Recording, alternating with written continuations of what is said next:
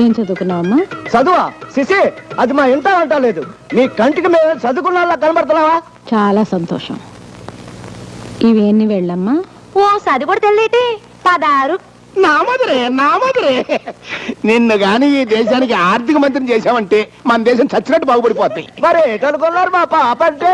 ఏమ్మా, బాగా పండిస్తే ఎకరానికి ఎన్ని బస్తాలు ధాన్యం వస్తాయి? 3 కించాలెడ్డాడు.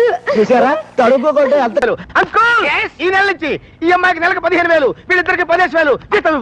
మరి అంతా 500తోనే బతకడం చాలా కష్టంగా ఉంది సార్. మరీ 10,000 అయితే ఎలా సార్? లెక్కల్లో వీక్. కొంచెం వీకేనండి. కొంచెం వీక్ కాదు, కిలోమీటర్ వీక్. నీకు 20 రూపాయలు ఇచ్చి 3 వస్తువులు కొనుక్కు రమ్మన్నాను అనుకో. ఒక వస్తువు ధర 6 రూపాయలు. ఇంకెంత మిగులుతుంది? ఎందుకు మిగులుతుంది? ఇంకేం మిగలదు. బాగా ఆలోచించుకు చెప్పు. ఓ డ్రామ్ సారా 6 రూపాయలు, 3 డ్రాములు వేస్తే 18 రూపాయలు, 6 రూపాయల చీకులు, 1/2 రూపాయలు పకోడి. ఇంకేది మిగులుతుంది? ఇంకేం మిగలదు. సరిపోద్ది.